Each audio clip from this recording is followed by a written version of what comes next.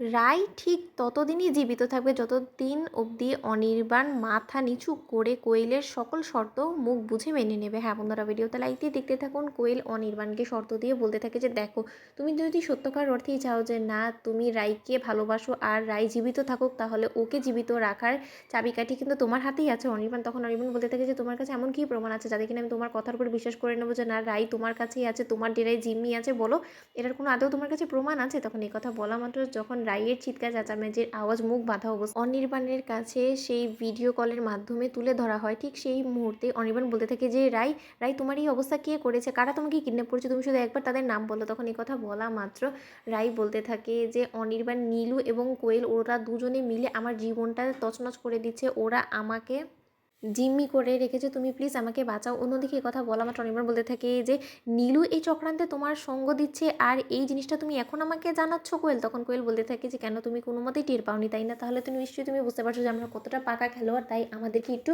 ভয় পেতে শেখো অনির্বাণ। আমাদেরকে তুমি নিজের জন্য নাই ভয় পেতে পারো, কিন্তু তা সত্ত্বেও তোমার যে কিনা জীবন, তোমার সব থেকে দামি জিনিস তোমার জীবনে যে কিনা রাই, তাকে বাঁচানোর জন্য অন্তত তোমাকে আমার সকল শর্ত মেনে নিতে হবে যদি ওকে জীবিত অবস্থায় তুমি ফিরে পেতে চাও। তাই তোমাকে আমি বলছি যে যত শীঘ্রই সম্ভব তুমি নিজে থেকে তোমার মা বাপির কাছে গিয়ে বলো যে তুমি আমাকে বিয়ে করতে চাও, আর যত শীঘ্রই সম্ভব আমাদের বিয়েটা যাতে সম্পন্ন হয়, নয়তো বা এর থেকে হিতে বিপরীত কোনো কিছু যদি হয় আর তুমি যদি কোনো মতে চালাকি করে পুলিশের কাছে যাওয়ার চেষ্টা করো, পুলিশ যদি কোনো মতে টের পেয়ে যায় যে না এই চক্রান্তের সাথে আমি এবং নীলু জড়িত আছি আর নীলু বা আমি আমাদের কাউকে গ্রেফতার করানোর চেষ্টা করো, তাহলে নিশ্চয়ই তুমি বুঝতে পারছো যেখানে কিনা আমরা জেল হাজতে পচে মরবো। তাহলে তোমার কি মনে হয় যে আমরা রাইকে জীবিত অবস্থায় তোমার কাছে ফেরত দিয়ে দেবো? সেটা কোনো মতেই সম্ভব হবে না। তাই এবার তোমার উপরে ডিসিশনটা আমি ছেড়ে দিলাম, যত শীঘ্রই সম্ভব তুমি তোমার সিদ্ধান্তটা জানিয়ে দিও, কারণ যত তুমি সময় লস করবে ততই কিন্তু রাইয়ের ওপরে আরও বেশি বিপদ বাড়বে। তাই তোমাকে আমি ভালো করে বলে দিচ্ছি, কারণ এখন আমি রাইয়ের কাছে নেই বললে তুমি আবার এরকম করে মনে করো না যে রাইয়ের বিপদ আনার জন্য এমন কোনো মানুষও রাইয়ের কাছে নেই। রাইয়ের কাছে কিন্তু এখন এই মুহূর্তে নীলু আছে, তাই নীলু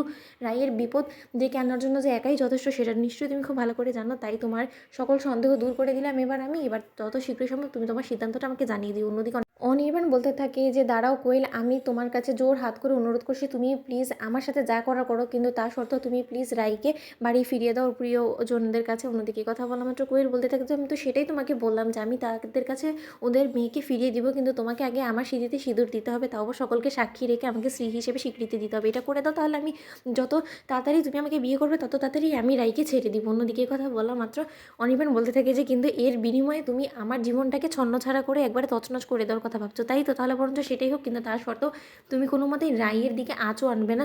আমি তোমাকে বিয়ে করতে রাজি আছি কোয়েল, কিন্তু তোমাকে আমি বলে দিচ্ছি যে এটাই কিন্তু শেষ নয়, এই খেলা সবে শুরু হয়েছে। তো বন্ধুদের ভিডিওটা ভালো লাগলে লাইক এন্ড শেয়ার করে সাবস্ক্রাইব করতে ভুলো না।